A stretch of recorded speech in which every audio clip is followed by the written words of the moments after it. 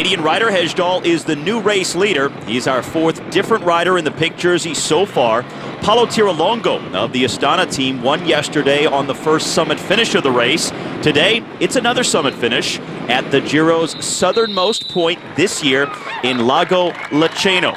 I'm Steve Schlanger alongside Todd Gogulski, and a lot of different top GC riders still very much in contention as we move in to the second week of racing. Still very tight at the top, and everybody testing just a little bit yesterday on that very long but not particularly steep climb. So some tests in there, but it really came down to that final 10% grade where things shook up just a little bit.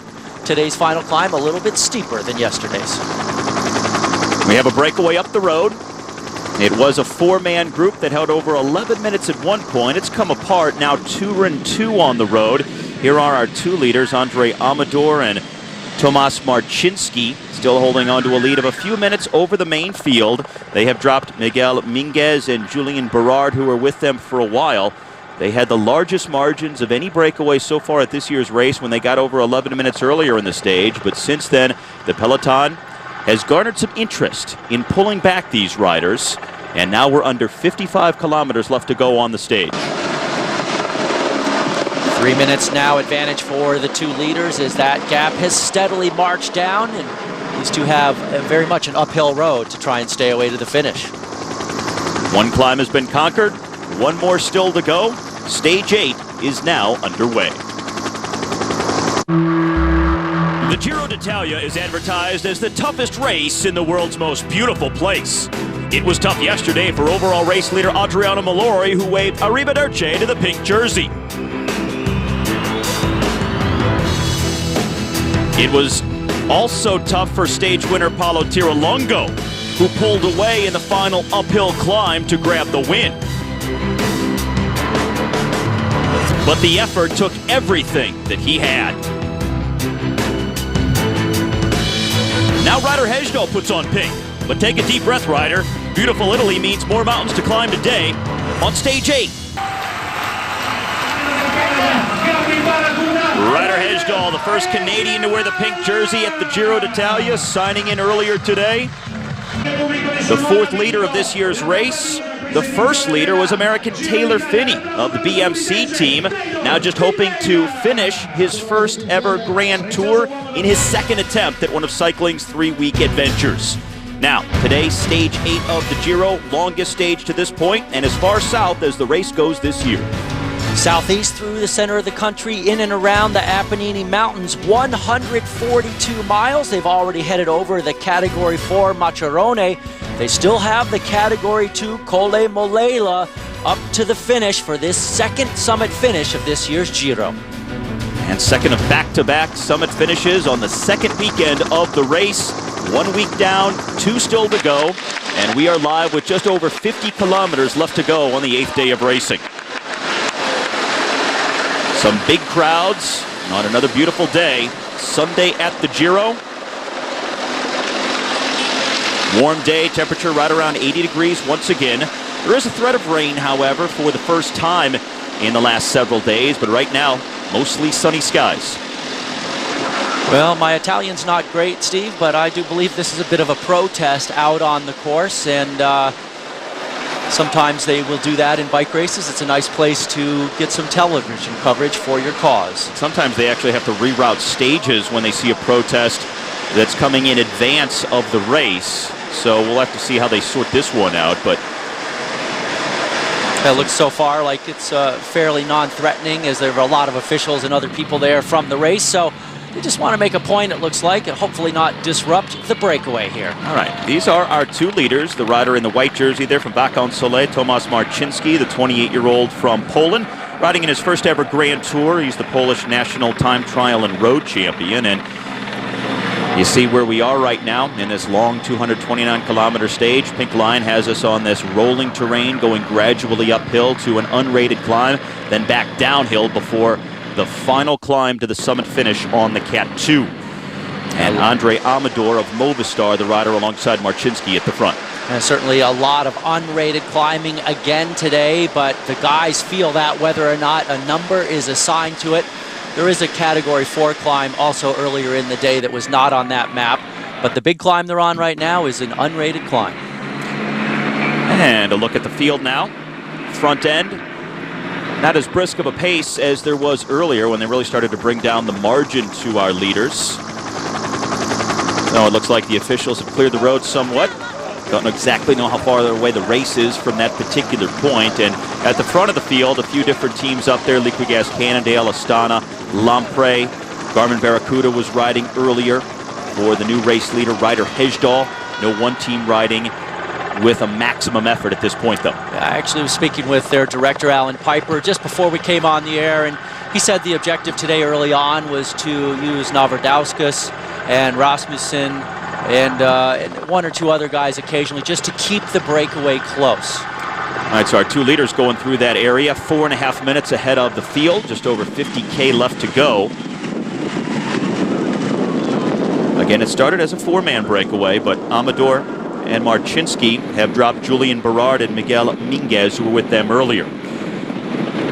And a lot of the top GC threats are in that main field near the front. Let's look at the standings. Coming into day number 8 at the Giro, Ryder Hejdahl now sitting on top by 15 seconds over yesterday's stage winner, Paulo Tirolongo. But a lot of big names go within half a minute of the pink jersey. The big news there to me is how many guys are there for Garmin Barracuda. 3 of the top 5, which means that Hejdahl has a lot of support. It also means they have options if things go bad for him. He's got both Van de Velde and Stetina as potential men to carry that flag. That is Andre Amador, who is the virtual Maglia Rosa on the road. He is only 126 down on the general classification, and he is 433 up the road. So virtual pink jersey, at least at this point, but he has not won a race since turning pro back in 2009, now riding in his 3rd Grand Tour. And these guys slowly losing time as their gap at one point was over 11 minutes, the largest margin we've seen so far in this year's race. Marcinski, the Polish rider at the front of that break, picked up a 3rd place in the Rundum Köln in Germany about a month ago. But other than that, not a prolific winner either. As you mentioned, he won road and time trial national championships in his country last year, as well as another one-day race in Poland. Ryder Hejdahl at the back end of this field right now in the pink jersey. First time a Canadian has led the Giro d'Italia. And a few days ago, his teammate Ramūnas Navardauskas was the first ever Lithuanian to lead the Giro when he was wearing the pink jersey. So a lot happening for Garmin Barracuda in the first week of racing. A lot of firsts. So that is a big deal in Canada. Realize that it's been over 20 years since a Canadian finished on a podium of a Grand Tour. Actually, correction, Steve Bauer was 4th in the Tour de France. So no Canadian rider has ever finished on a podium, and Ryder is now leading a Grand Tour. And he has picked a perfect spot to take the lead of the Giro because at this point in time, there are no Canadian teams left in the NHL Stanley Cup playoffs. So he has Canada's undivided attention. There you go. That's adds to that weight of the nation there. And Ryder's been a pro for a long time, so it's not as though he hasn't been, under pressure before, but leading the Giro d'Italia, the world's 2nd grandest race, it's a pretty big deal. This is at the back end of the field, more single file now, with the pace increasing once again, and that's brought the gap down to 4 minutes. Katusha really starting to ride now. We saw earlier no team taking charge, but now Katusha riding for Perito, Joaquim Rodriguez, who turned 33 years of age yesterday and is in a very nice position near the top of the GC within a half minute. And we all know that he has that explosive ability, loves the short, punchy climbs, and we still have plenty of those left at the Giro, so he is very much a threat to win this whole thing. It's a really great opportunity for Garmin Barracuda. Actually, I spoke a little bit more at length with Alan Piper yesterday after the stage and asked him about defending today, and he said, we want to defend, we want to enjoy our time in pink, and Katusha, Astana, and Liquigas are all interested in defending right now as well, so they'll probably help us out, and they are right now. Right now, it's all Katusha on the front. Katusha followed by Astana and then Liquigas Cannondale as the teams start to get organized at the front end of the peloton. Really now working on our 2-man group. as we're down under 40 kilometers left to go on this stage 8 at the Giro d'Italia. And the margin to our 2 leaders down to 2:22 with just over 30 kilometers left to go, looking down on the field. And now to other riders who are well off the back, including Ramūnas Nauberdauskas, who was in that white jersey for Garmin Barracuda, a guy who was wearing the pink jersey in week number 1, but he has lost contact with the peloton now. Nauberdauskas spent 2 days in pink, but he's been doing a bunch of the early work along with a couple of his teammates, Rosler and Rasmussen. So he is now feeling it. And this is a group that is also behind the main field that includes Mark Cavendish and, we believe, Taylor Phinney, who looks like he's third wheel from the front now. Yeah, that's definitely Taylor there. And so he is back in this Cavendish group, and they're losing some time, a little more than a minute behind the main field. Yeah, they've lost a lot of time now, so there has been a split in the field. This group here losing a lot of time. Well, 4 minutes. Just a moment ago, we saw it at about a minute and a half, and I guess the graphic has been updated to 4 minutes behind. And that's Nauberdauskas up the road with one of the Euskaltel riders, and then ahead of them is the field. And still our 2 leaders, Marcinski and Amador, at the very front of the race, now with 31K to go, and the wind really kicking up now. There are a lot of names for that group off the back. The Laughing Group, the Autobus, you name it, but it's the same meaning no matter what you call it. It's the guys who are just trying to finish the day, and they have nothing else on their mind but getting to the finish before the time cut.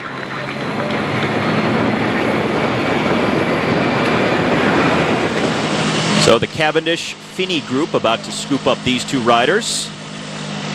Pretty healthy number of guys back here in this second group behind our 2 leaders. So you have Marcinski and Amador at the front, then the peloton that includes the pink jersey and the top GC riders, and then several minutes back, this group we're looking at right here. Well, and strength in numbers is always the key in cycling, and actually in particular, as we have Sebastian Rosler on the front now for Garmin Barracuda, it is definitely the case when you have a big group behind. If they miss the time cut, they can still be, that's actually Rasmussen, they'll still put them back in the race if they miss the time cut, if that group is big enough.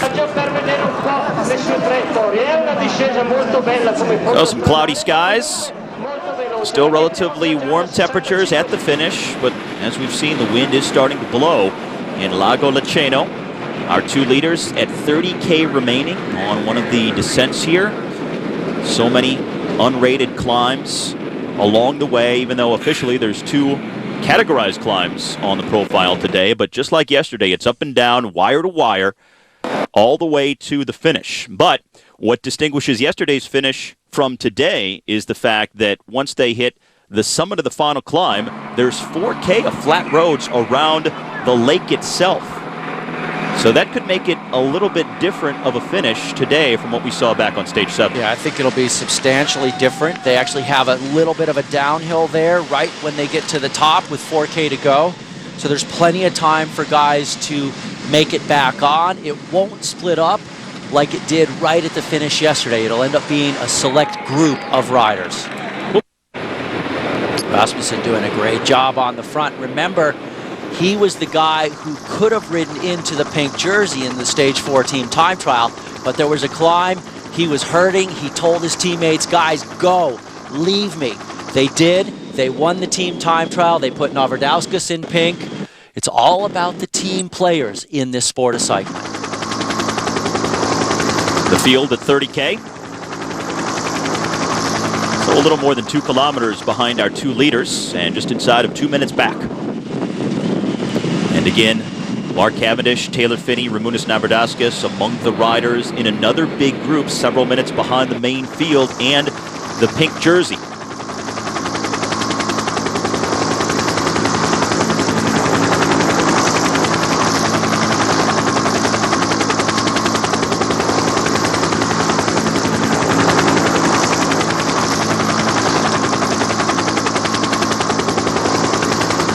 So they are riding towards the finish in Lago Laceno today. A climb coming up, a Category 2, still 27K altogether left to go.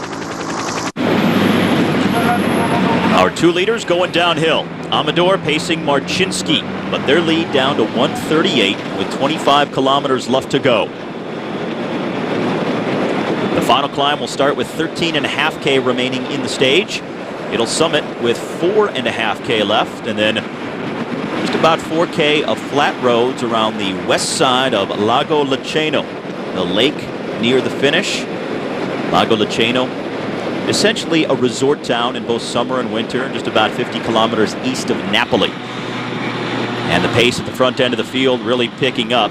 Colnago now driving the train, and the pink line shows you the descent that the riders are on now, headed towards that Cap 2 at the end of the stage. Colnago, one of the teams that was fairly aggressive and put in some testing moves on the final climb yesterday. The Androni squad doing that as well, so maybe Colnago thinking once again they might be able to slip somebody off the front on the final climb.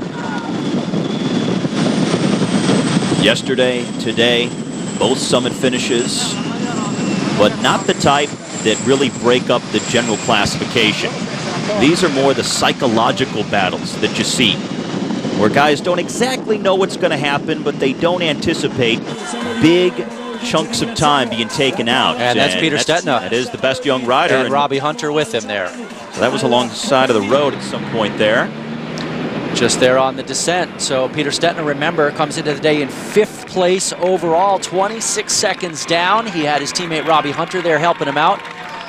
Presumably some sort of mechanical that maybe you could pull the wheel off of Robbie's bike and put it on Peter's. And they were both riding near the front of the field for a while.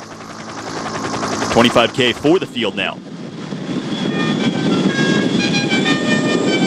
There's a fairly long descent here, so it means that Peter and Robbie are going to have a long chase to get back on, but they can always use that caravan. They work their way through, move from car to car, get some drafting, get some motor pacing.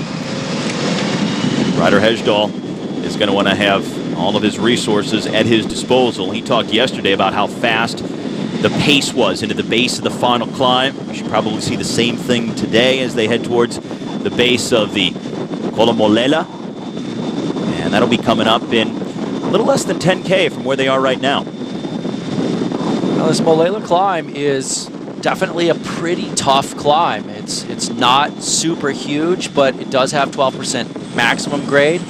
There's a 9.4 section from 8K to go to 5K to go. And in there is also that steepest 12%. So it's going to create some separation, but it's that flat stuff at the top that'll allow some regrouping. It's actually flat in the final 4K and then downhill 300 meters all the way to the finish line. So if there's a small group, it could be quite the sprint for the stage win. Minute and a half now for our two leaders. I'm going Giro Longo again. 2 days in a row. What the heck? He's been sprinting great this year. After the effort he put in yesterday, flat on his back after the stage, you think he has it in him to go back to back? Well, it's a big call. It's a big ask. But at Romandy, just a week or so before this race started, he was sprinting really well against non-field sprinters, which is exactly what we're going to have here at the finale. He'll make the selection on the climb, and he may be inspired to go for another win.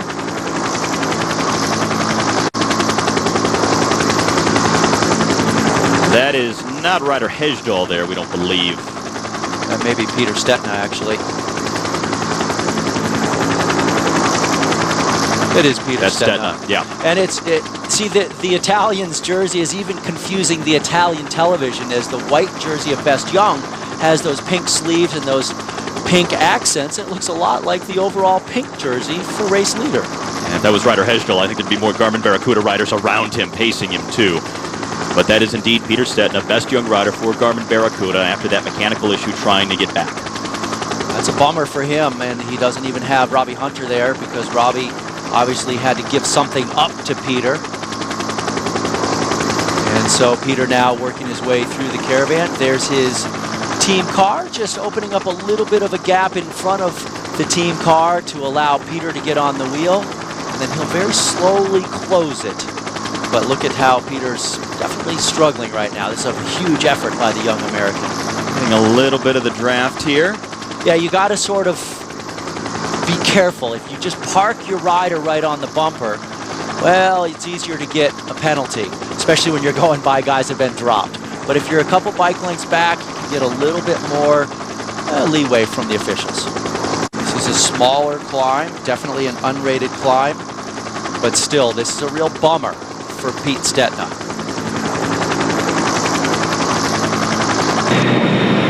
And remember, Mark Cavendish and Taylor Phinney have also lost time. They're in another group that's lost several minutes to the main field. And now here's the sprint point coming up as Amador is ahead of Marchitsky. It's going pretty early, and that's a huge effort when you're in the breakaway like that. It really kills the legs for later on. That's at the 20K to go banner. Amador rolls through first, but the lead for these two riders now down under a minute. 20 kilometers left to go, less than 7 to the base of the day's final climb. Gentler Giro d'Italia this year. Number 1 there for Lampre is Michele Scarponi. Off to his left, number 121, the green and white of Liquigas Cannondale, that is Ivan Basso. Scarponi attacked in the final 500 meters yesterday, thought he was going to get a stage win until Paolo Tirolongo came around him in the final 50 meters before the line. Enrico Gasparotto on the front, the winner of the Amstel Gold Race this year, breaking the drought of Italians in the Classics, as it had been 2009 since Rebellin won a Classic. Astana with 5 riders here at the front, riding for Roman Kreuziger, who's had a very fine season to this point, even though he hasn't won a race. This is our leader of the King of the Mountains in the blue jersey, Miguel Angel Rubiano, who won a stage a couple of days ago. But he's lost contact today. He's not feeling the love today, that's for sure. And sometimes when you go in those day-long breakaways like that, it can actually make it so you never recover the rest of the race. Some guys can recover, some can't. Back of the field.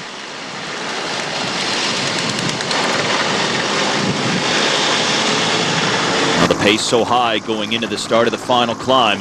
Other riders oftentimes struggle just to stay within the confines of the peloton. Astana, Liquigas, Cannondale, the 2 teams with the most riders at the front. 5 guys for Astana, 4 guys for Liquigas. Searching up there in the top 20 for Ryder Hesjedal in the pink jersey, and I'm not seeing him. Let's just hope that that stomach issue is not impacting him today. Not even really seeing any Garmin Barracuda riders near the front, and I haven't seen them riding a lot at the front of the field.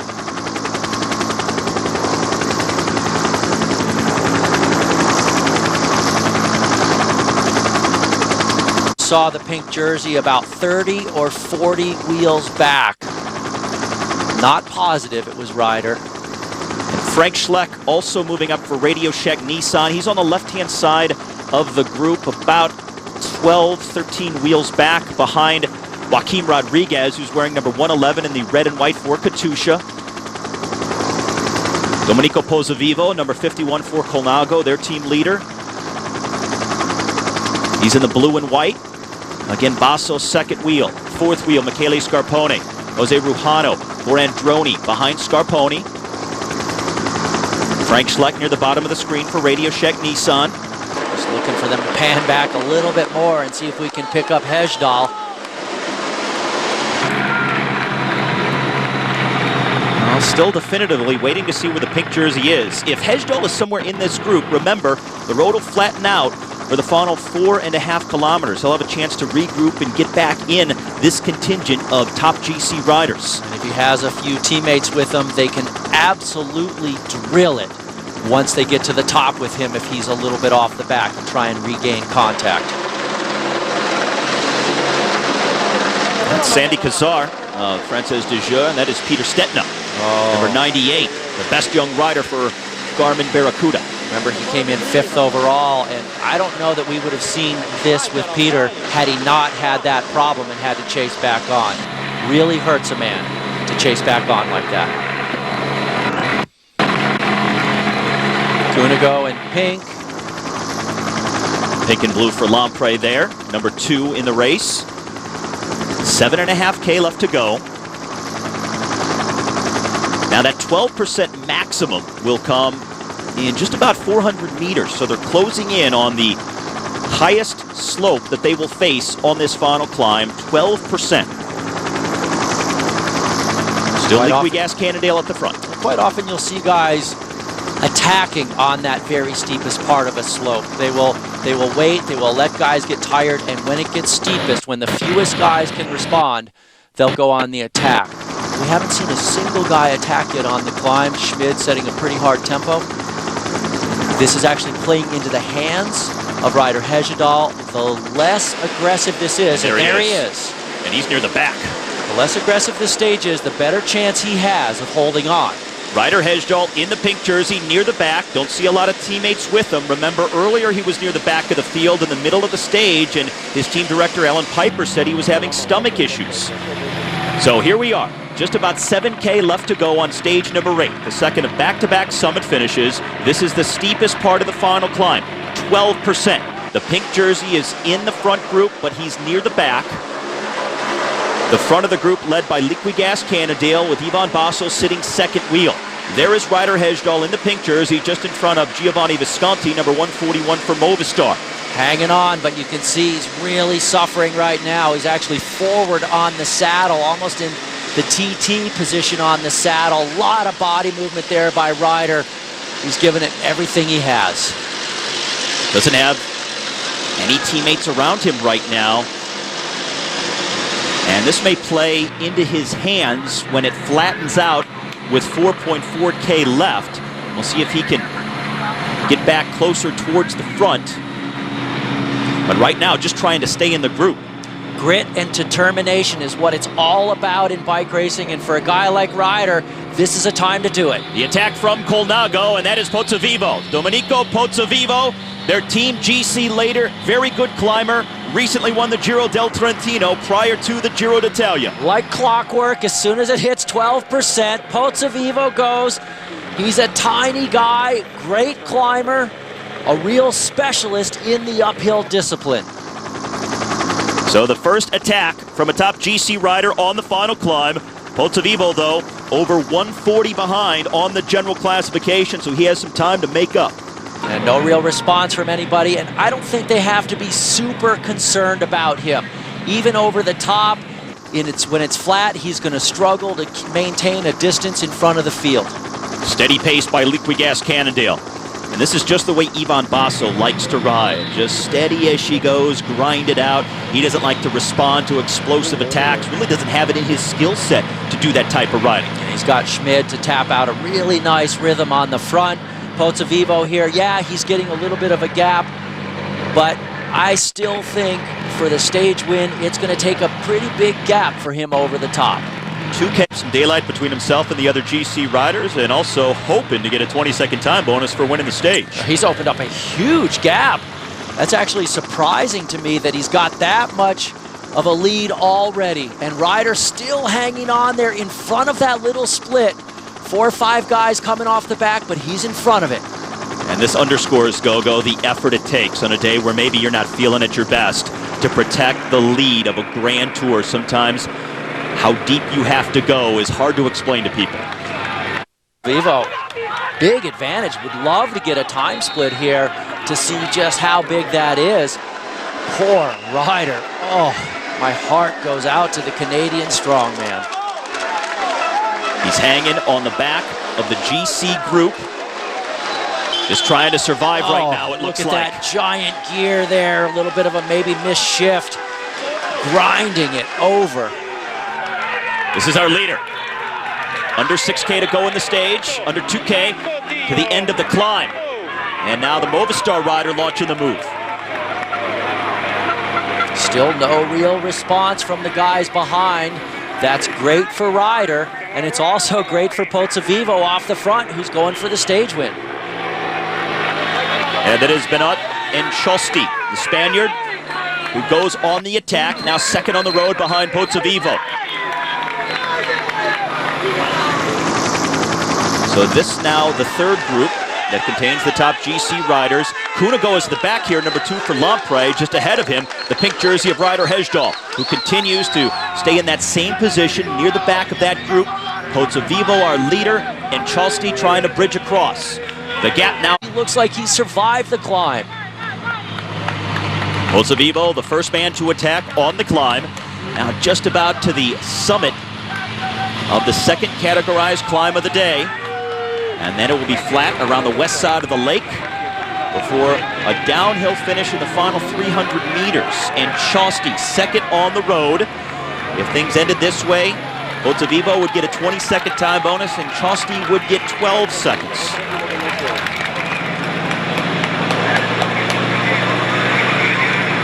Benyat and Chosty had his teammate in the breakaway today, Andre Amador. Now coming to the top of the climb. Now Giovanni Visconti is the team leader for this Movistar squad, but they're loaded with a lot of good climbers.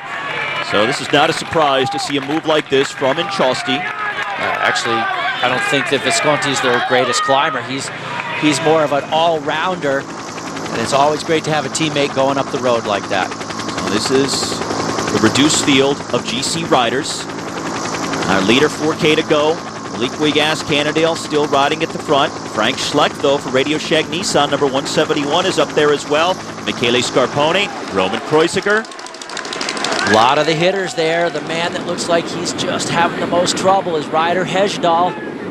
So Pozzovivo, our leader, is over the top now on this flat section for the final 4.5 kilometers. And Chosty chasing him. And Chosty looking like he's suffering masterfully here. Look at him, the head all over the place. And this is just off the back end of that main field of GC riders going over the top of the climb. And it looked like Giovanni Visconti second from the last there as his teammate Benyat and Chosty off the front. So 22 seconds from our leader to the second man on the road. Down to almost 3K left to go. Flat the rest of the way before the downhill in the final 300 meters, and no real technical turns, just a gentle bend to the left in the final kilometer. Look at Pozzovivo's style. Big gear, grinding along, sitting up pretty high. He's not a good time trialist at all. And that's why he needs to make these sorts of moves to get time bonuses and physical gaps. And Frank Schleck getting a little TV time there and a little motor pacing at the same time. Schleck really riding well in the medium mountains these last few days. There's no doubt. He seems to be riding into his own. And Chosty here, notice how he's down. He's got the elbows in, the head down, much more aero position. Juxtapose that with Pozzovivo, very different style. Pozzovivo looks like he's riding away to the stage win. And Chosty trying to ride into a time bonus. Look at the pink jersey moving up the left-hand side of the field, getting onto the back of the Liquigas Cannondale riders at the front. So Hesjedal struggling, gutting it out on the climb, and now using this flat section to breathe a sigh of relief. Man, he slayed the dragon today on that climb. Good for Ryder, good for Garmin Barracuda. That should help him keep that pink jersey that was in danger. Pozzovivo, 2K from the finish, maintaining his margin over Benyat and Chosty. Has 42 seconds on the pink jersey, but he's got it wrapped up. There's nothing going to take that victory away from him other than a crash or a mechanical at this point. So looking at the way things are playing out, we have Pozzovivo first on the road, Benyat and Chosty second, and then all of the other GC riders potentially sprinting for a third place time bonus of 8 seconds.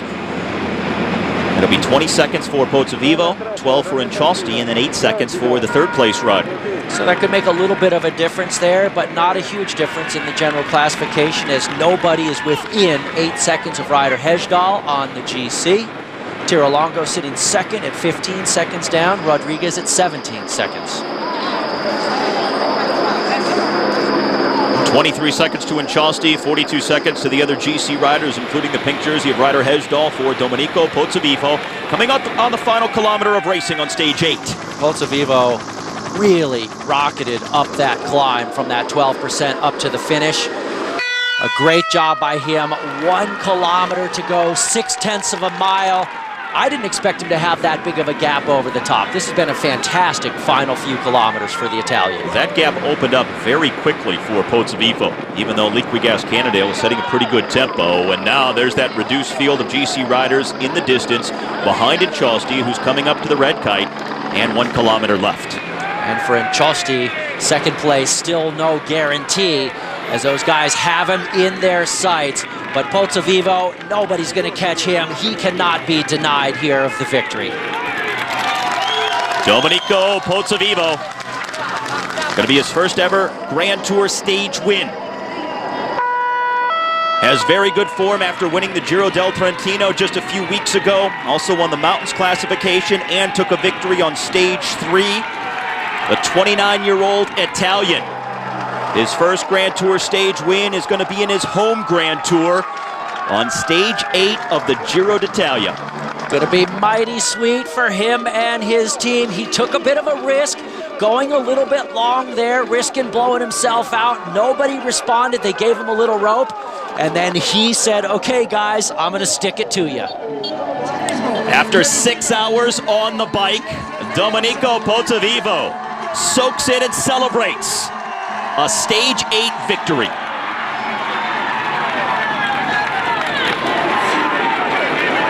Now Benyat and Chosti racing in for second, and a 12-second time bonus. And now here's the battle for the 8-second time bonus to finish third as they come up behind in Chosti. Third place on the line, and it looks like it might have been Joaquin Rodriguez. It did look like it might have been Rodriguez. Terrible camera angle there, so pretty hard to tell. But there's no question, Pozzovivo gets the win and his first Grand Tour stage victory. How sweet it must be. The diminutive Italian, and indeed it is Perito, who picks up the 8-second time bonus. KG move on the day after his 33rd birthday for Rodriguez. But the diminutive Italian, Domenico Pozzovivo, with the attack on the final climb, wins stage 8 of the Giro in Lago Laceno. And look at his size there. The man standing next to him, the women standing next to him, down below the podium, and they're the same height. He is a tiny guy, pure climbing specialist. 29-year-old from Policcioro, Italy. The podium girls really didn't need to climb up there with him. They could have just stood on the stage and it would have been easier to give him the lipstick seals of approval. And he is ready to spray the Prosecco.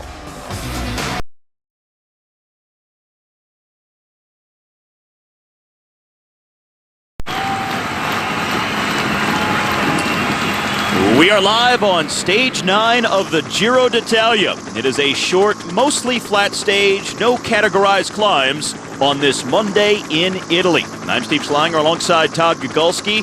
Ryder Hesjedal is the overall race leader. His second day in pink for the 4th overall leader of this race. And yesterday he really had to fight to preserve the overall lead. Tough climb there at the end of the race yesterday where Ryder really was in trouble. In fact, he looked like at times he might lose, but he hung on and made it with that small group over the top and held on. Let's take you through this 9th day of racing as the Giro turns northwest after reaching its southernmost point on stage 8. Today, only 103 miles, so the guy's a bit of a shorter day in the saddle as the last 3 days have been quite long. Pretty flat day, a little bit windy out there, a little bit nervous because of the wind. But on paper, it looks mostly like a day for the field sprinters, and they're going to want it after some hard climbing days the last few. Sprinters have had to sit it out the last 3 days after a few sprint opportunities in the opening week of racing.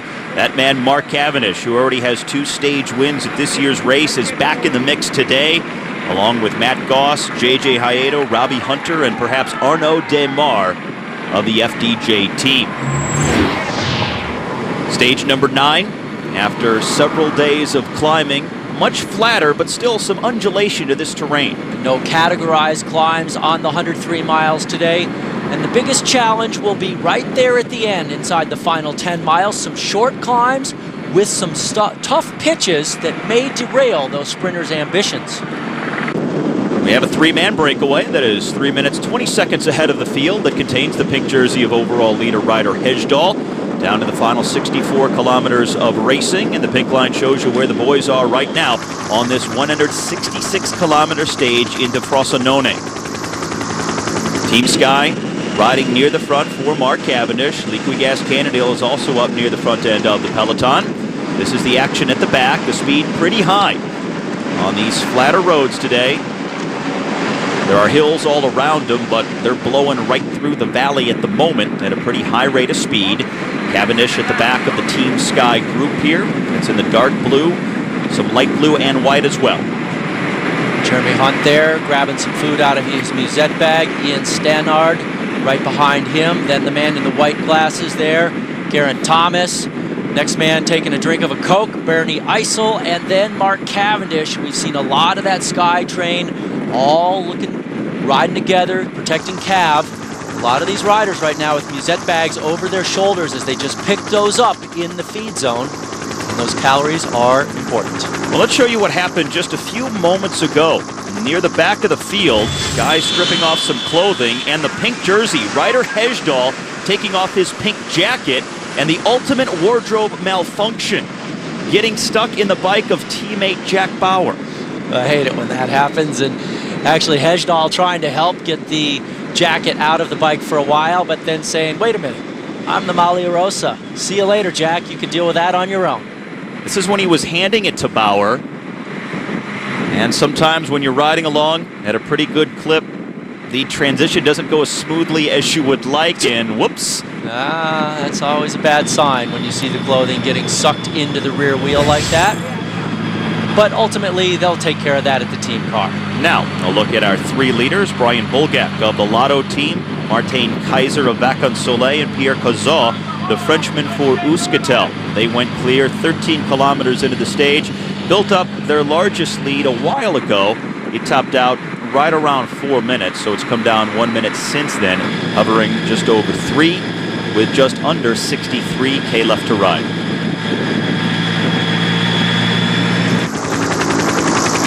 And those three riders never really establishing a big enough break advantage to make a big difference in this race today. If they had 10 minutes, well, maybe they would have had a chance. But with just a few minutes in hand, they look pretty much doomed to be caught at some point. It is the most suspect weather day we've had so far. Temperature much cooler today in the low 60s. A threat of rain at the finish. It was raining very hard when these guys woke up in the start town earlier today. It's been dry for the last hour or so, and it's starting to warm up a bit. You see guys like Hesjedal and some of the others taking off their jackets, but there is a chance of rain at the finish, so that may impact what could be a technical run-in to the end of stage 9. Still a lot of guys sporting arm warmers, which is a very simple way to deal with changing temperatures. You slide them down to the wrist to get a little ventilation, and then if it starts raining, you just pull them back up. Sometimes much easier than dealing with a jacket. Kaiser at the front here for Vacansoleil. The Euskaltel rider in the orange and black is Cazot, and then Brian Bulgak in the blue, red, and white for Lotto Belisol. 3 of 191 riders now left in the Giro, moving into day number 9. And it's been very fast today so far, Steve, as the breakaway several minutes ahead of the fastest predicted pace for today's stage. So it's been a quick one. Feeling very fresh, even after one hard week of racing.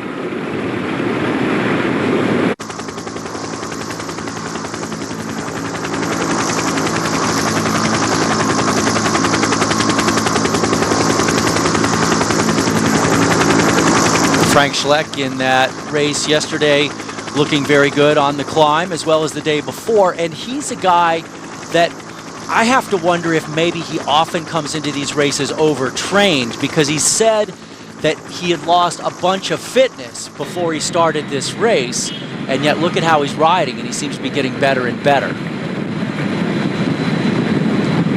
These are our 3 leaders. Martin Kaiser is the rider for Vacansoleil in the yellow, white, and blue at the front. And for Kaiser, no stranger to the breakaways. He was off the front for 157 kilometers in stage 3. Brian Bulgak, who's also in the move today for Lotto Belisol, was off the front for 180K back in stage 5. So 2 of our 3 leaders today in their second breakaways so far of this year's race. Now the War Cemetery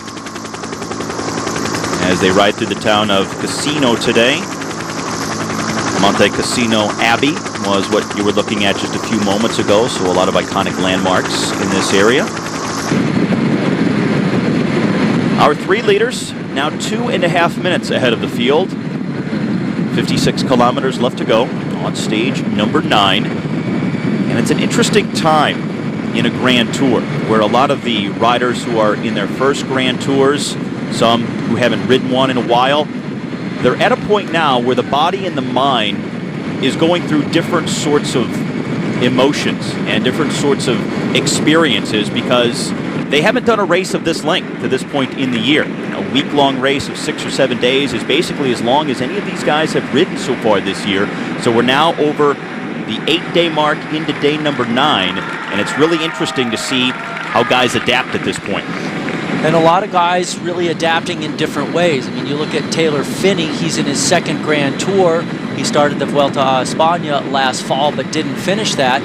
He's a guy who started out by winning the time trial. It was a huge goal of his coming into the race, and then having a very rough and tumble handful of days. Now he's trying to settle in and just finish this race because he can reap huge mental and physiological benefits from that. Still a long way to go. Just the start of our second of 3 weeks, and the hardest racing is coming in the final week. They started week 1 with 3 days in Denmark, and then once the race arrived in Italy, made its way south down the eastern side of the peninsula. Now for the first day turning back north and heading up the western side of the boot of Italy before reaching the Alps and the Dolomites late next week for the decisive days of climbing. Jose Serpa Perez for this Androni team. It's had some interesting experiences over the race so far. They have the mountains leader, and they also have a sprinter, Roberto Ferrari, who took out Mark Cavendish and Taylor Phinney back on stage number 3. Jose Ruano is their team leader. We've seen him riding at the front in the mountains, so Androni has been very prominent so far in the first 8 days here of the race. Roberto Ferrari is a man we have not seen in several days since that crash. And he's maybe feeling pretty bad about all the peer pressure and the people looking at him with a pretty bad look after what was a really crazy move where he took out both the pink jersey and the world champion in one fell swoop. Bolgak, Kaiser, and Cazot are 3 leaders, a Frenchman, and 2 Dutch riders. In the day's signature breakaway, a 3-man group, now 2:26 ahead of the peloton. 2.5 hours in and 54 kilometers left to go on a cloudy day for stage 9 of the Giro d'Italia. With an acceleration here from the breakaway, the Vacansoleil rider, Pierre Cazot of Euskaltel, now second in position here, and Brian Bolgak of Lotto, third of the trio. So the first real move we've seen from the 3-man breakaway, and it comes with the field bearing down on them now, just 41 seconds behind. Kaiser in only his second Grand Tour. He finished 153rd overall in the Vuelta last year, but he's going on the attack now here. 24-year-old Dutch rider who rode with the Rabobank Continental team until last year when he signed with Vacansoleil. So the gap now has come down well under a minute. If you wonder where those signals are coming from, there's part of where they are right there.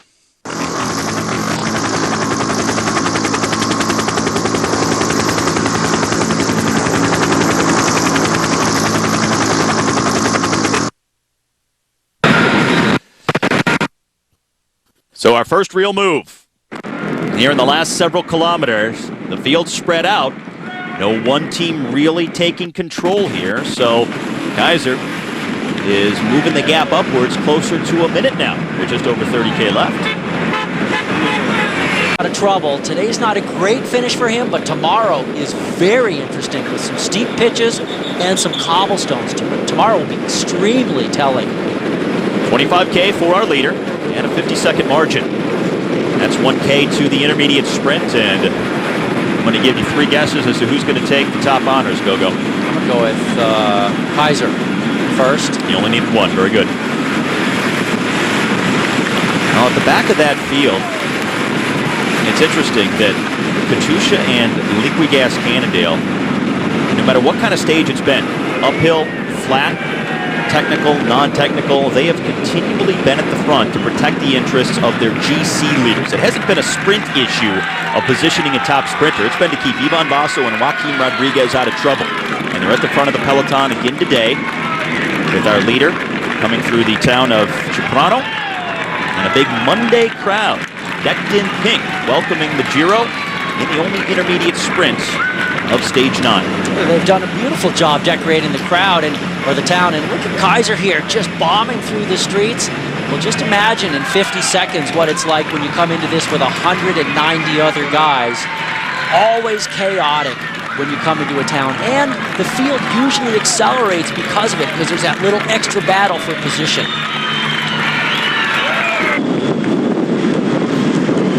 That is the sprint banner.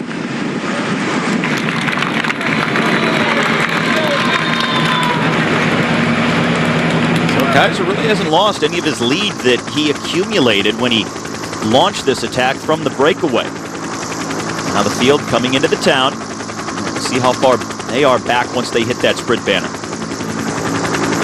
That'll give us a very accurate indication of the margin as they're now more single file through the narrow streets. We saw how spread out they were across the road when it was wide out on the open highway. And now here comes Mark Cavendish with an acceleration. A Vaca Soleil rider responding.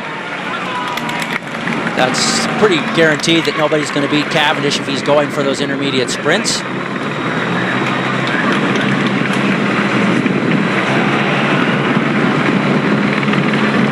Now Mark Cavendish trailing Matt Goss in the sprint competition.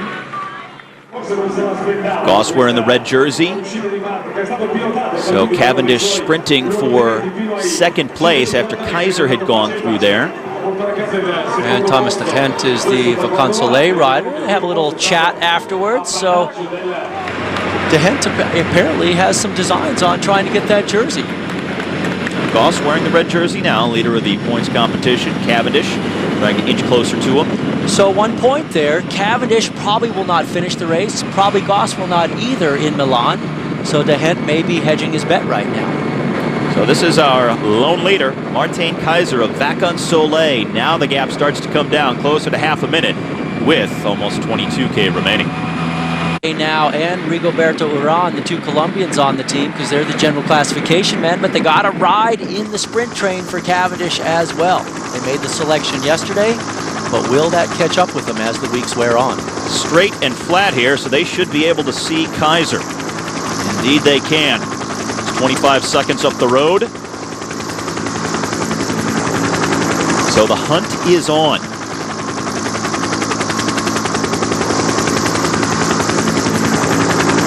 So it's Sky on the right-hand side of the road. Off their left shoulder in the green, Liquigas Cannondale, then Lamprey in the pink and blue, and then in the 2 shades of blue, well, you have 2 different teams, Saxo Bank and Garmin Barracuda, who have come to the front for the first time in a while, and there is the pink jersey just off the right-hand side of the screen. Ryder Hesjedal making his first appearance near the front of the peloton in a while. He's looking to stay safe and preserve that race lead. He's got teammates pacing him. We'll see. Christian Vandervelde, 2 wheels in front of him. Christian losing contact on that final climb yesterday, and when I spoke with his director, Alan Piper, after the race, he said that Christian had done so much work the previous 2 days for Ryder. He thinks he just went a little bit too deep, and that caused him to slip off of that front group yesterday. Kaiser hanging on as long as possible, but it's just a matter of time now for the 24-year-old Dutch rider. Yeah, it's a matter of not very much time as well. 17 seconds the gap. Kaiser he's swung that battle axe valiantly off the front, but I think he's just about done. Ramonas Navardauskas at the very front there in in that white jersey, part of the Garmin Barracuda team that's pacing Ryder Hesjedal. Now, they don't have their top sprinter anymore because Tyler Farah crashed out of the Giro a few days ago. They do still have Robbie Hunter, but because Garmin Barracuda is riding for that pink jersey of Hesjedal, Hunter is probably on his own for the sprint. Very interesting to see how hard Garmin Barracuda is riding on the front. Christian saying, hey, let me get in front of Ryder. Let's switch up the order on the front right now.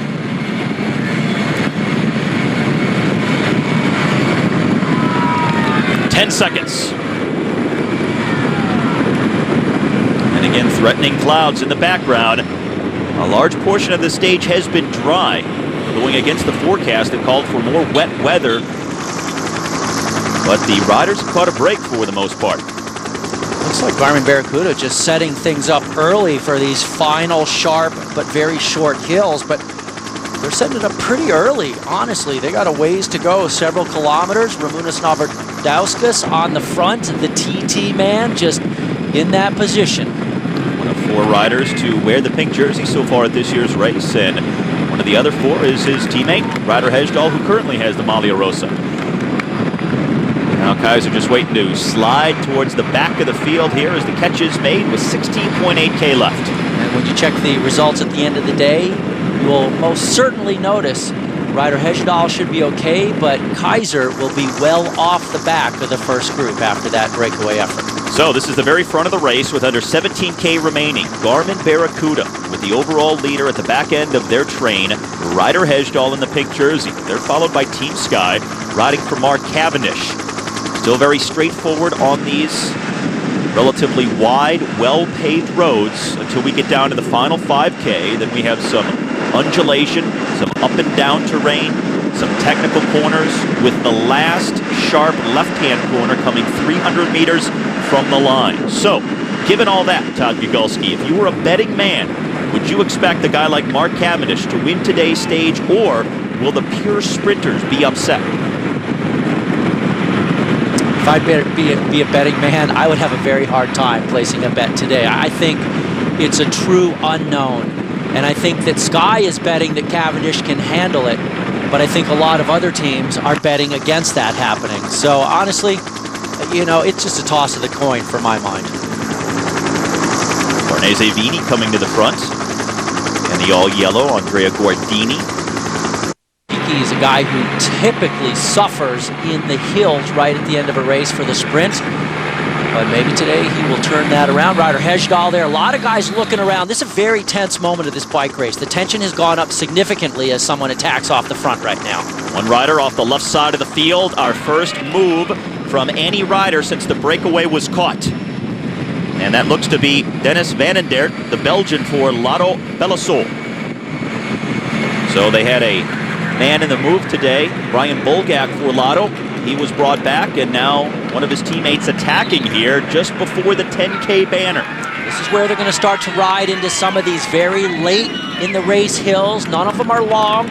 Some of them are kind of steep, but this is a little bit of a rise right here as he gets a little bit of an advantage. Lotto lost one of their sprinters in Johnny Meersman, who pulled out the other day. They still have Adam Hansen, who could possibly factor in the sprint. But right now, it's Van den Dert who's off the front by himself, and it's going to get tricky in the final 5K. Again, a lot of geography to deal with. It goes up and down. There are some technical corners, and we have the most technical corner closest to the finish that we have seen in any stage so far at this year's race, with a very sharp left-hand turn at 300 meters from the line. So watch out in the final 5K here on stage 9. Novardauskas back to the front for Garmin Barracuda. Pink jersey, Ryder Hesjedal in fourth. Right behind him, Robbie Hunter. Today could be a day for Robbie Hunter to go for it. If Hesjedal is okay, they may let Hunter loose and have him test his sprinting legs. It's a good finish for Hunter. Van den Dert is quickly swept up by the hard-charging field with 9K to go. Again, some of the top sprinters who are no longer in the race: Daniele Bonatti, Tor Hushoff, Tyler Farah, and Romain Felu. The sprinters who are still here: Mark Cavendish, Matt Goss, JJ Hayedo, the aforementioned Robbie Hunter, and Arnaud Demar of FDJ, the youngest rider in the race at 20 years of age. Ryder Hesjedal, fourth wheel in the pink jersey behind his Garmin Barracuda teammates. You know, one team we haven't seen in this scrum up here of the lead-out, the Androni team. So he's still in the bike race, but he has not shown his face at all yet in this sprint.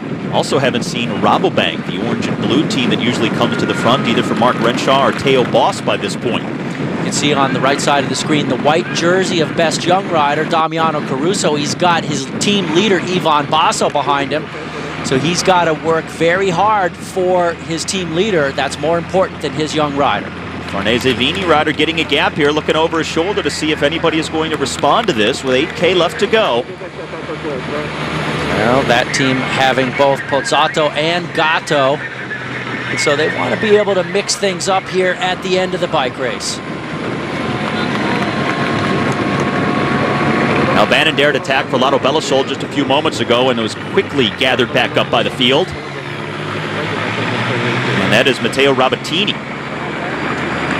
Both Gatto and Pozzato have won stages of the Giro before. Rabatini now presumably trying to set them up, but once again, not really getting much daylight. Rabatini was in a breakaway on a previous stage in this year's race. This is the activity at the back. Rabatini is now brought back. And an acceleration here on this ascent. Lotto Bellasol and Colnago at the very front with 7.5K left. Hold on to your seatbelts, guys, because there are a lot of climbs like this still coming up. Several of these, and look at how it is really starting to disorganize the front of the field as these guys attack and disrupt that lead out. Some climbs, some descents, and some very technical corners. Now Katusha with two riders here. Going off the front. Things getting very active.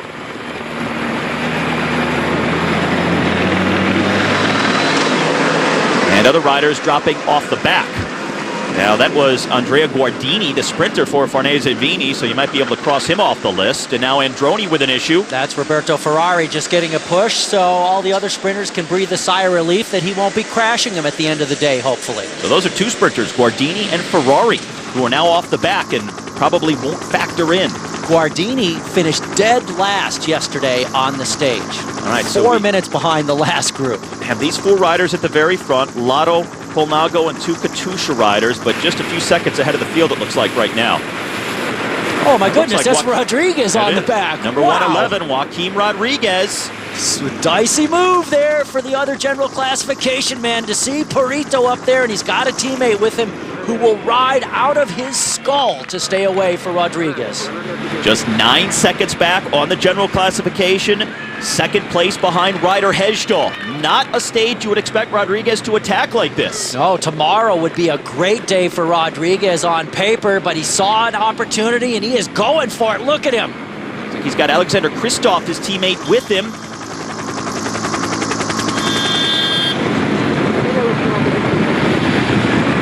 All right, that's Gaetan Billet, the Belgian for Lotto Bellasol, who's now dropping off the pace. Boy, Joaquim Rodriguez, a very interesting move here, maybe trying to catch everybody else asleep. This is that final 3/4 mile hill at 6%. When they get up to the top of this, he's got that downhill he's going to have to try and hold on. But the field is largely going to be intact, so they're going to have a lot of motivated horsepower behind him. Well, the Colnago rider at the bottom of the screen, a few seconds behind Joaquim Rodriguez. Now there's the field, more single file as the chase is now on. I think all of the GC riders were caught by surprise at this move from Rodriguez. Yeah, no doubt, and Liquigas Cannondale, Basso saying, gentlemen, it's time for you to hit the front. I need somebody up there to make sure Rodriguez does not get away and get a 20-second time bonus here. You got an 8-second time bonus for finishing third yesterday. Now, another Colnago attack. And looks like possibly going to be, no, I thought maybe he was going to get a gap there. So coming up on the final 5K now, and this is where the terrain really gets interesting. All of those various features that we have documented come into play. So we'll see if this move by Rodriguez proves fruitful. Now Team Sky no longer working at the front. Things have started to come apart somewhat.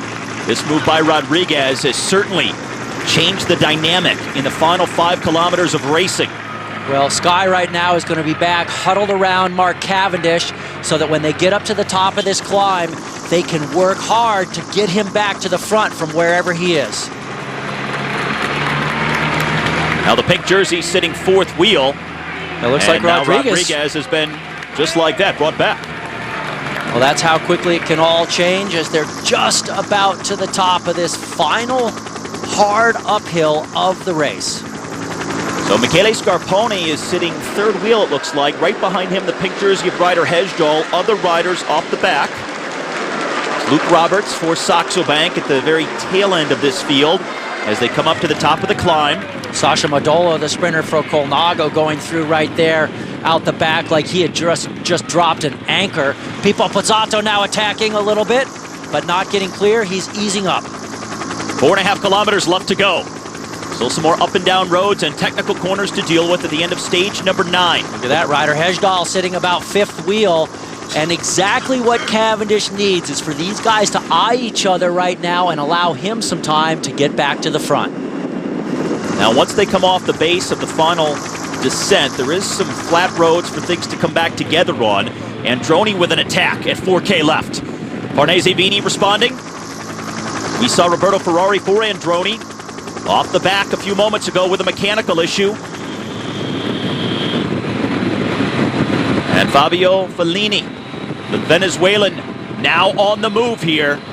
So several attacks in these last few kilometers. Guys trying to get away, trying to animate the finale of this stage number 9 that a lot of people expect to come down to a sprint, but still, it's hard to tell if this is going to come back together, what kind of a field we will have, and if all of the sprinters will be there at the end with still over 3K left. All I could say is if it were raining right now, this would be treacherous on this descent as they rip through those corners. We just got a great view from the motorcycle of how fast they were railing into that turn. Lucky for these guys, the roads are dry. Euskaltel, Astana, Androni, and Sky. Riders at the front with 3K now left to go. Still looking for that striped jersey of the world champion, Mark Cavendish. Lotto Belisol rider. Van den Dert attacked earlier. They had Bolgak in the move much earlier in the stage. Boy, it is just a series of attacks now, one after the other. Guys attacking, getting caught, others counter-attacking. Road goes back uphill with 2K left. There'll be a sharp right-hand turn just before the 1K mark. And don't forget that very sharp left-hand turn 300 meters from the line. Adam Hansen, one of the sprinters on this Lotto team. Hansen loves to attack. In fact, a lot of times you'll see him off the front all day, but this is a great move for the Australian going late in the race, and he's got a big engine as well. The pink jersey's near the front, just about 10th wheel or so. At the head of this main field, Adam Hansen, though, attacking. They're trying to bring him back, just inside of 2K left. Now Matt Goss working to the front with the Rika green edge. Goss in the red jersey, the pink jersey not too far behind. Now Goss slots into 3rd wheel. And it does not look like it's particularly going to be a good day for Cavendish. I don't see him. I didn't see him over the top of the climb. And the pace has been hot enough that I think he's going to be in trouble. Even if he's in the field somewhere, he's probably stuffed pretty far back there. Pink jersey of Ryder Hesjedal moves back up into the top 5. Rika green edge now looking to set it up for Matt Goss. Just 1,400 meters, the sign at that corner. 1,300 now, and Orica green edge. They are in full flight on the front right now. Watch out for that final corner. Again, we have not had a corner position so close to the finish so far in this year's race. 300 meters from the line. It's going to be a very sharp left-hand turn. 1K left to go on stage 9. Orica green edge starting to fizzle just a little bit here with 1 kilometer to go. They may have run out of horsepower to keep Gossi at the front. Guys trying to get in position to be near the front at that final corner. The pink jersey is still up there with Ryder Hesjedal, Matt Goss. Mark Renshaw is there. Mark Cavendish is up there as well. He's on the left, just a couple of wheels behind Matt Goss. After 3.5 hours, they are coming down to what looks to be a sprint at the end of stage number 9. Now Orica green edge still pacing Goss. Goss in a great position now, was a little bit wide in that corner. He blew Goss it out. goes down! Matt Goss goes down. Cavendish as well hits the deck. He took out Pozzato, so now it's back to a free-for-all. Radio Shack Nissan going for it. Damiano Caruso also the best young rider sprinting for Liquigas Cannondale. There goes Francisco Ventoso for Movistar. Down to the final 75 meters. The sprinters have been taken out by the crash. Here's the sprint for the win at stage number 9. And it looks like it's the Movistar rider, Francisco Ventoso, who gets the victory. Ventoso been struggling the whole race. He gets the win, and it looks like some very painful crash riders on the ground. What did we say about that final corner? Goss really blew that corner. He came in wide. There he is with his helmet off. The red jersey. Haedo on the ground as well. It looks like Marcinski. So Goss took a terrible line there. Goss was really the first to go down, and then Cavendish was caught up in the aftermath. He went way outside. His teammate, who was leading him through, had a great line. Goss just got off balance, and then he got wide, and then that was it. It was dominoes from there, but Francisco Ventoso, he just picked up a stage win at the Giro. Ventoso celebrating his 30th birthday back at the start of this Giro. Hasn't been much of a factor in the sprints to this point, and now a look back at the crash. So Goss Goss got hit from behind by Pozzato, it looks like there. As Goss was slowing down, he was going wide, and Pozzato just T-boned him there. And Cavendish right there as well in the rainbow jersey. JJ Haedo, number 205 in the blue for Saxo Bank. Cavendish is falling on top of the Argentine in the corner. Wow. Messy, messy, messy. Let's see if we get a better shot of that from the aerial, but it did look like Pozzato rammed into the back of Goss, and that's what started the crash. Goss was already going to lose the sprint, though. He was so wide and out of contention. Look at Ventoso coming up the right here. He's one of the few real fast guys left. He comes from several positions back and easily dusts the guys left in contention there. Best young rider, Damiano Caruso, was going for it. But Ventoso, the fastest guy left after the crash in the final corner. Now, we talked about it earlier, and once again, the final corner in a sprint proves decisive, causing a crash. But Francisco Ventoso, the last man standing, gets the stage win for Movistar. The crash at the end, critical for his chances to hold on to that jersey going on. You don't want to have to be recovering from crashing. It's been part of the day near the back of the field, but then in those final 10 kilometers, his team came to the front to really ride for his general classification placing. Did a great job keeping him at the front, and he looked much better today at the end than he did yesterday. Today, not as taxing a stage, but tomorrow certainly is a very tricky finale. So the guys are going to be nervous, and they were very nervous the last 20 Ks of today as well. The 31-year-old Canadian holds the lead after 9 days of the 95th Giro. Francisco Ventoso of Movistar gets the stage win, his second Giro stage victory in the last 2 years.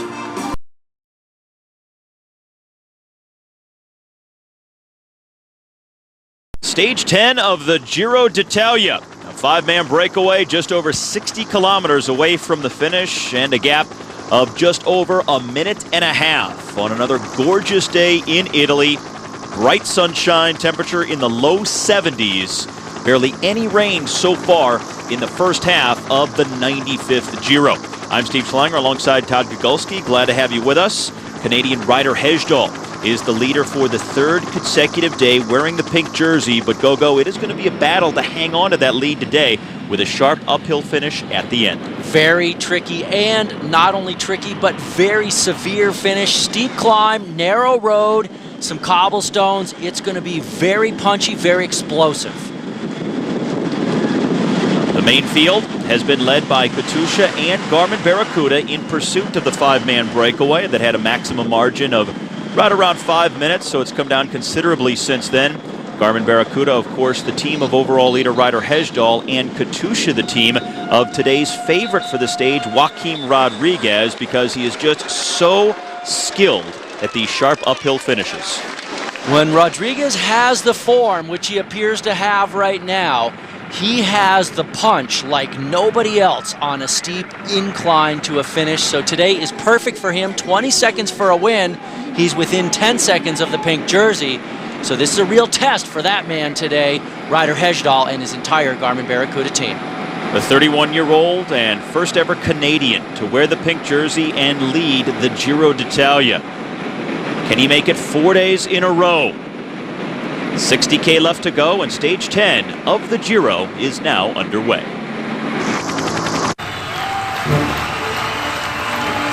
A difficult finish awaits in the town of Assisi. Narrow, stone-walled, cobbled streets, very steep in the central Italian fortress town where the Giro ends on stage 10. Earlier at the start, it was Ryder Hejdahl, the 31-year-old Canadian, celebrating his third day in the pink jersey. Matt Goss still in red, okay after the crash yesterday, and also bouncing up off the pavement, Mark Cavendish, the world champion. However, the man who caused the crash, Filippo Pozzato, is out of the race, having broken his hand in the fall. But both Cavendish and Goss saying that after the race, hey, that's sprinting, life goes on, you got to shrug your shoulders because that is the way things have gone at this year's Giro d'Italia. Almost the geographic center of Italy today. As they started out earlier in the day on the coast, headed inland, and not a really difficult stage. Only 2-star out of a potential of 5, but it's all at the finish where things going to be so critical for that fight for the overall, and everybody knows it coming in. So it will be a very tricky and tense finale today, and you'll have to have great legs as well as good position to get something out of it. And that general classification still pretty tight coming into the 10th day of racing. Ryder Hejdahl leading Joaquim Rodriguez by only 9 seconds, and some other big names near the top. Altogether, we have 13 riders within 1 minute of the pink jersey.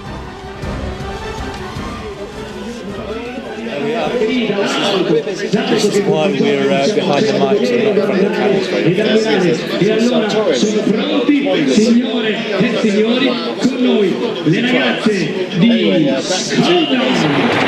And now we pick up the action with a 5-man breakaway, holding on to a lead of just over 2 minutes, and we're down to almost the last 55 kilometers of racing on stage number 10. No big long-term threats in the breakaway, as you might imagine. We have Martin Kaiser of Vacances Soleil, who's now in his 3rd breakaway of this year's race. French rider from AG2R, Guillaume Bonnefond. Miguel Minguez of Euskaltel in breakaway number 2 for him this year. Francesco Faili, 28-year-old Italian from Farnese Vini. And the NetApp rider, the Austrian 22-year-old Matthias Brandl. None of these guys very close at all in the general classification. In fact, the highest place is Bonnefond. 23 minutes, 57 seconds out of it in the general classification, so no threat whatsoever for the overall. However, there's Joaquim Rodriguez out of the saddle in Katusha. Because this is such a pivotal day for him and the other general classification guys, I give the breakaway about 0.1% chance of success. Pink jersey on the right-hand side of the road, Ryder Hejdahl. He's been near the front of the field most of the day with his Garmin Barracuda teammates. A departure from their strategy the last couple of days. He's been near the back of the field until the end, but today we've seen him riding right near the front. Well, yesterday was a bit of a day off for Ryder, and I'm sure it was very nice to have after the high stress the day before where his stomach was bothering him, and he really suffered on that final climb, narrowly holding on to the small group as it got whittled down. But today, once again, he will be tested. Paolo Tirolongo there, just waving to the camera. He's one of the men who could do some testing at only 15 seconds down, and he's already picked up a stage win.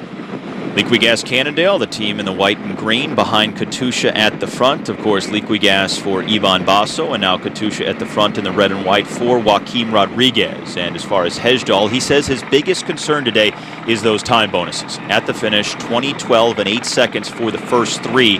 And with a guy like Rodriguez, certainly more explosive power in a steep uphill finish like that, and only sitting 9 seconds back of Hejdahl on the GC, he could very well lose that pink jersey if those time bonuses come into play. that favor a guy like Rodriguez. And that's why that poor breakaway group is pretty much sunk. Teams like Katusha are going to be making sure that they bring back any breaks so that Rodriguez has an opportunity to pick up those time bonuses at the end, especially because he's such a favorite to get them. It really bodes well for him on stages like this in the history of his career, so why not go for it? And that's where the race is right now. Some bumps to go before that final ascent into a CC at the finish, and really the only stretch of flat road on this entire stage is right before that final climb. It's one of those classic Italian lumpy stages, almost start to finish. You get a breather right before the final climb, and then it's uphill to the line. Fumiyuki Beppu there, the Orica Green Edge rider out of Japan. One of the first 2 Japanese riders to complete the Tour de France. That was a couple of, actually just 3 years ago, 2009. He and another rider on another team both finishing that year. So technically, I don't know which one crossed the finish line first on the final day. This is Steph Clement for the Rabobank team, trying to get across from the field to the breakaway. Clement has picked up the National Time Trial Championship last year of the Netherlands. He's trying to put those skills into use a little bit here, and he's picking guys up. Now that was Kaiser and Brandl from the breakaway. They have been dropped by these 3 riders who are now at the 30K banner. That is Faili, Minguez, and also Bonifant. So the 5-man breakaway has come apart, 2 dropping off, 3 going ahead. And now with Steph Clement moving forward, this is what we've got. We have 3 riders at the front, chased by 3, and then the peloton behind them. Everybody at just about 30 kilometers left. Definitely Clement is a pretty big TT engine. He's a veteran of all 3 Grand Tours, the Giro, the Tour, and the Vuelta. And you can see him throwing down that TT here, although he doesn't have the benefit of the time trial bike, but he's won the Chrono des Nations back in 2008. I was just mentioning he picked up his Dutch time trial national championship last year. He's trying to make something happen here. He's trying to tell Kaiser to rotate through, and Martin Kaiser back on Soleil saying, hey man, I've been out here all day. Yeah. You just got here. Yeah, exactly. It's easy for you to be frisky right now. I'm half dead. So Clement, Brandl, and Kaiser, the 3 here, the 2nd on the road, behind Faili, Minguez, and Bonifant, who are currently the leaders, half a minute up the road. This is the peloton over a minute back of our leaders with 30 kilometers left as they hit the banner.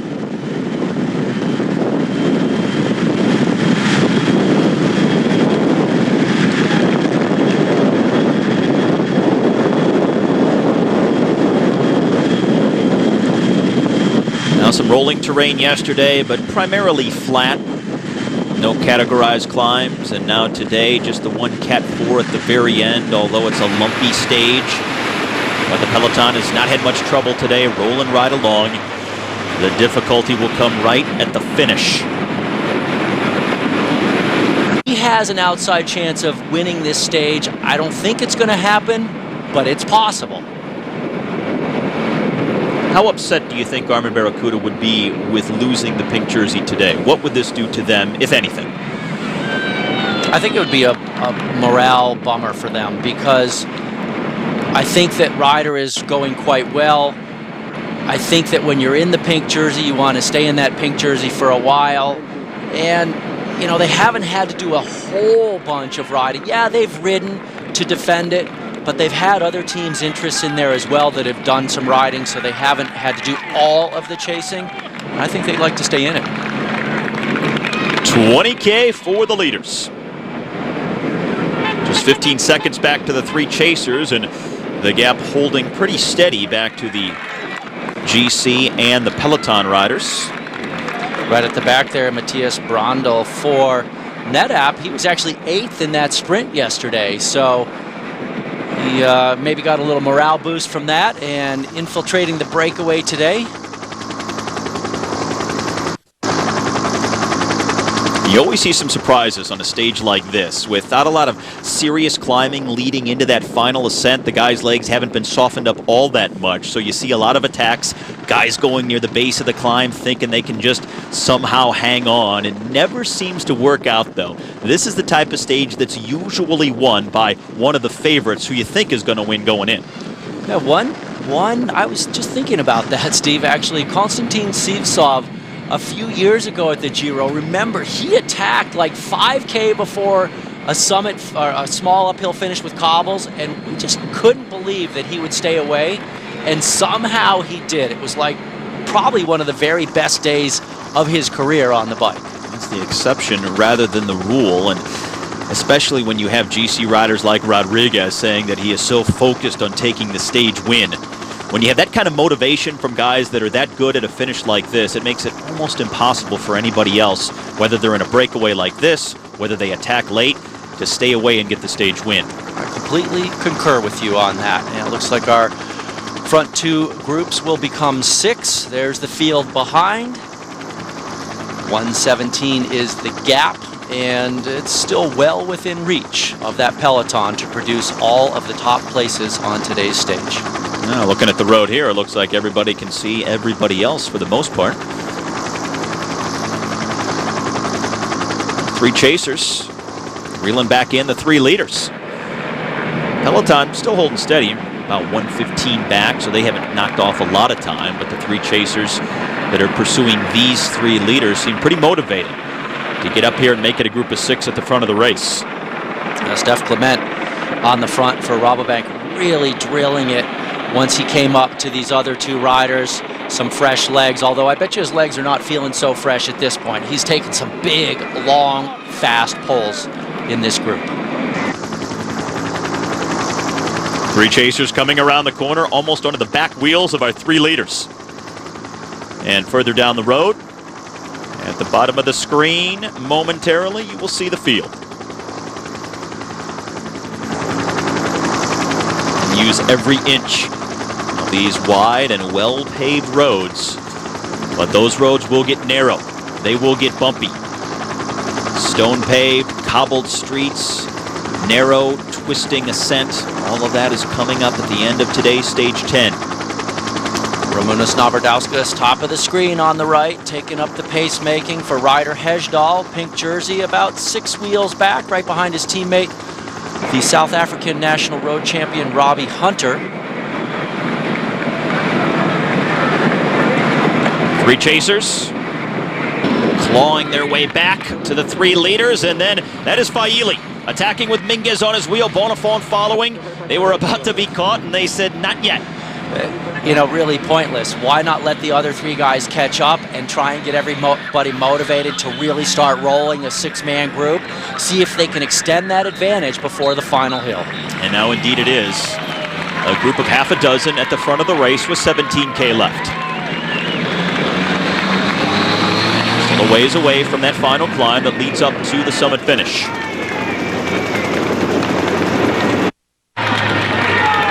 Now they're looking around to see who may attack, what team is going to take charge. Liquigas Cannondale now at the front, and acceleration out of the corner with just over 5K left. Oh, this is getting messy at the front and at the back. Look at the bottleneck. These guys have no chance for anything except to get split out the back at this point. The race finishing for the 4th time ever in the town of Assisi, but first since 1995. At 4K to go, it really starts to go uphill. It hits 15%, 3 kilometers from the finish, as the field here now goes under the 5K banner. They will have that descent of just about 1 kilometer in length, from 2.5 kilometers to 1.5K to go to the finish, and then that final kilometer all uphill on the very narrow roads with cobblestones and some technical corners. So that's coming up here shortly. And AG2R on the front right now for Gaudret, who's 2.5 minutes down in the general classification. This is a day that he's got to make that split at the end, minimize his losses as well. Liquigas Cannondale, the team with several riders for Basso at the front. Radio Shack Nissan coming up on the right-hand side of the screen. Frank Schleck within a minute of the overall race lead. On the far left, Ryder Hejdahl in the pink jersey. And Hejdahl and bumping there. Rodriguez, it looks like, are rubbing elbows. Indeed, as Hejdahl having to freelance there off of Astana a little bit ago. Radio Shack Nissan on the front, right when they need them for Frank Schleck.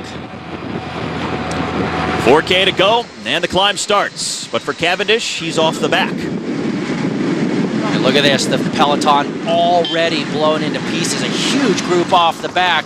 This battle has been fierce, and the road's getting tiny as well.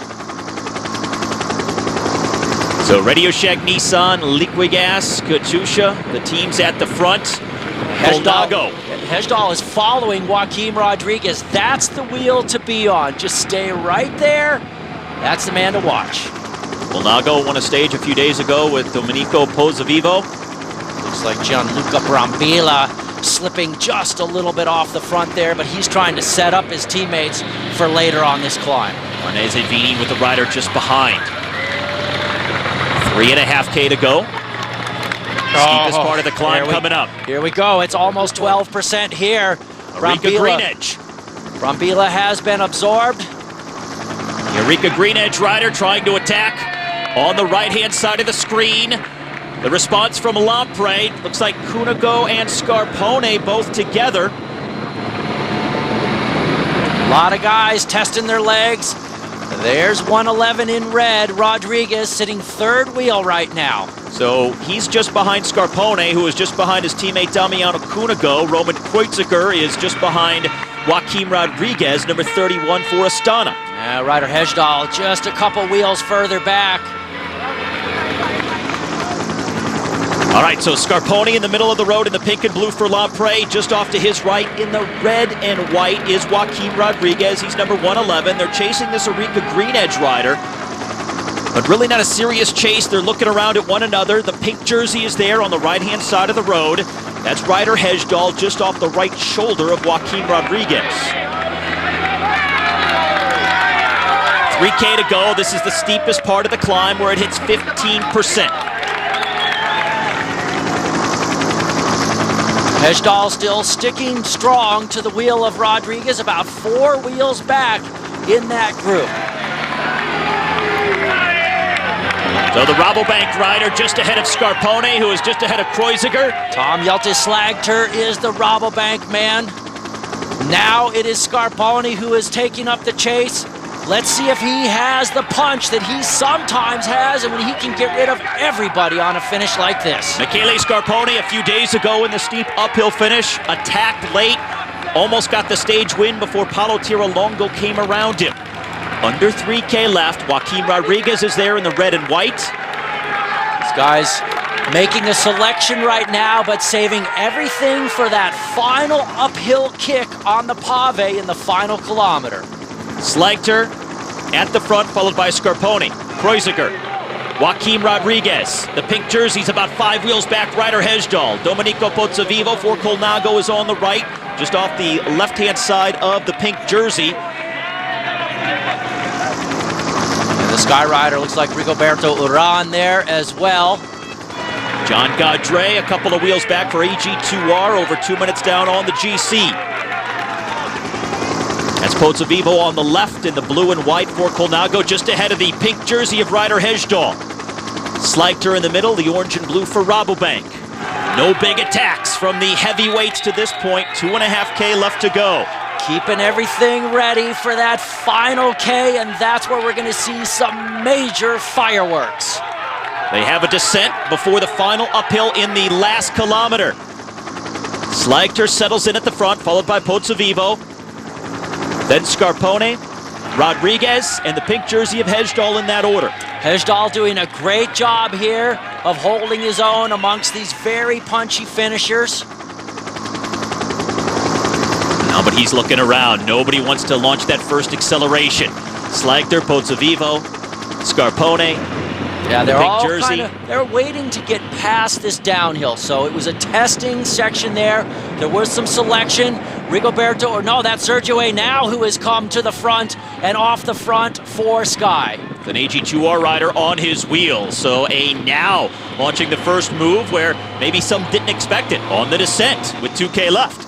A cagey little attack there by one of the 2 Colombians on that squad. now doing major battle last year at the Tour of Utah with Levi Leipheimer. He picked up 2 wins there, but he finished second to Leipheimer in the end. That's Gaudret. So these two can climb. Now and Gaudret. John Gaudret on the podium at the Giro last year, but he's over 2 minutes back on the GC right now. And it looks like I mistook him for his teammate Rigoberto Urán there. So it's Urán and Gaudret into that final 1.5 kilometers.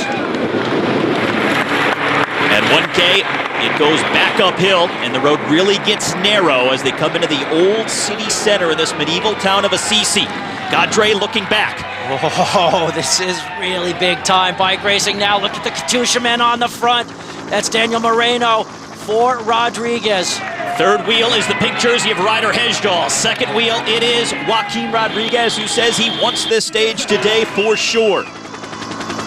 The final kilometer as they go through the stone archway, the gate into the old city center. A couple of technical turns, and check out how narrow the road gets as they will make their way onto the cobbled streets. That's it. The forecast is for pain now in these final parts of the ascent to the line. Joaquim Rodriguez, second wheel, the pink jersey behind him. Domenico Pozzovivo still there for Colnago. Roman Kreuziger at the bottom in the turquoise colors of Astana. Rigoberto Urán, the dark colors for Team Sky. Sharp right-hand turn, and now the launch by Kreuziger, it looks like. Making the move, followed by Rodriguez. It's Tirolongo. It's Tirolongo who is gone. But Rodriguez is right there with him alongside Urán. The pink jersey maintaining contact, but about 4 or 5 wheels back now.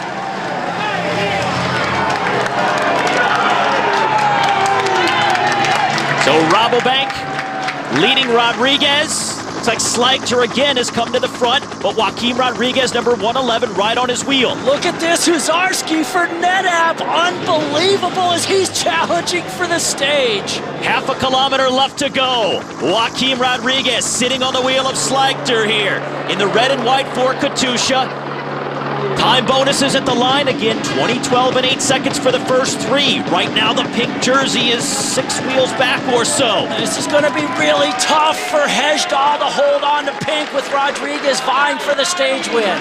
Hesjedal right behind Scarponi, just ahead of Basso. Now Slagter going for it. Joaquim Rodriguez still being patient, sitting on his wheel. Now Perito moving to the front. On the slight left-hand bend, Joaquim Rodriguez finally launches his move on the stage that he has coveted, riding up towards the finish and dropping everyone else. Dropping everyone, including Huzarski. Great ride by J-Rod. Rodriguez there, gets it. Delivering on the promise as advertised. Joaquim Rodriguez wins the stage, gets the time bonus. Now the pink jersey crosses over with a gap. And some of the other GC riders were around him there, the likes of Scarpone and Basso. That should put Rodriguez into the pink jersey with that 20-second time bonus. He came in just 9 seconds behind Hesjedal. 4 hours, 25 minutes. For this stage number 10, Joaquim Rodriguez, a few days removed from his 33rd birthday, and gets his first stage win at this year's race. Was 5th in the Giro a year ago, picks up his first stage win of this year's race. And this was a stage he had targeted from the outset, and he waited and was very patient before making the decisive move today.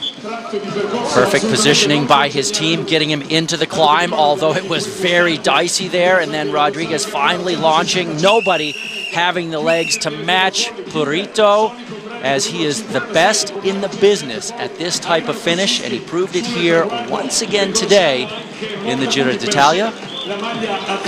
Maybe a bigger surprise, the only riders who were hanging with them, not the ones you would necessarily expect.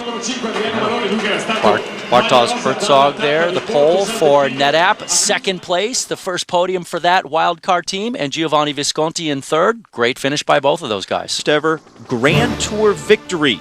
Not a great time trialist, but in the first half of the race, he's put himself in position to be a legitimate threat going forward in the second half of this year's race. Rodriguez into the race lead. He now holds the pink jersey. by 17 seconds over the previous leader, Ryder Hejdahl. Both the Astana riders, Tirolongo and Kreuziger, still within a minute of the overall lead.